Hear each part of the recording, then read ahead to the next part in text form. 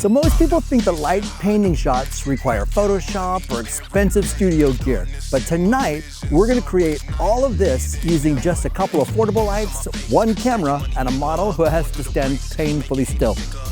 Tonight, we're at the Lume Cube headquarters in Toledo, and we're gonna show you exactly how to create cinematic light paintings, photos, and videos, even if you've never tried this before. Now, if you're new to light painting, the basic idea is actually pretty simple. Instead of your camera taking a super fast photo, you leave the shutter open for longer, and then while it's open, you just move the lights through the frame.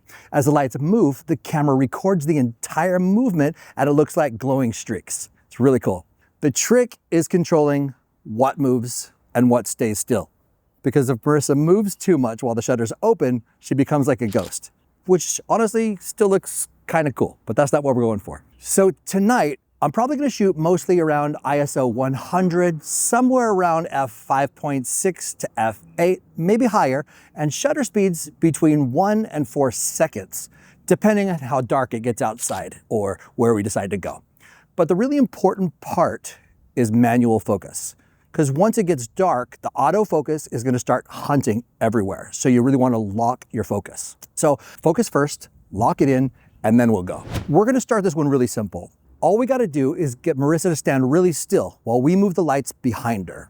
I'm gonna expose for the background, not her face. That's what gives us this really dramatic silhouette. Notice that I'm not just scribbling randomly. Slow movements look really cinematic. Fast, chaotic light movements look like a kid just grabbed a lightsaber. So don't do that. Now, this is where things are gonna get really cool. Right now, she's mostly in a silhouette. But what if we wanted those streaks and we want to make her, or whatever our subject is, really sharp and stand out?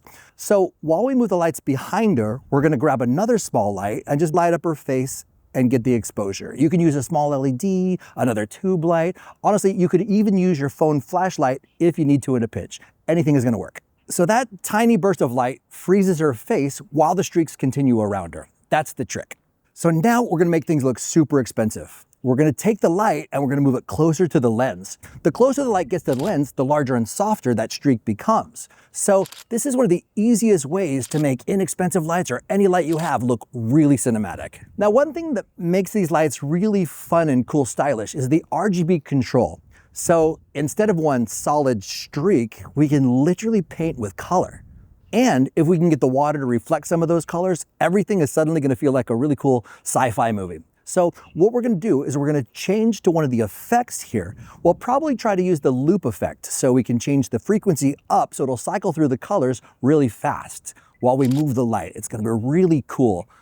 Well, there you go. That's how you do light painting. And the crazy part is none of this requires a giant studio, just a camera, a couple of lights, some creativity, and somebody patient enough to just stand still in the cold while you wave a bunch of glowing sticks around in the dark. All right, well, if you guys want to try this yourself, I'm going to link all the lights we use down below. And honestly, this is one of those styles where the more you experiment, the cooler it gets. So go give it a try and make something really weird. If you enjoyed this video, go check out one of these other awesome ones. Thanks for watching, stay creative, and we'll see you guys in the next video.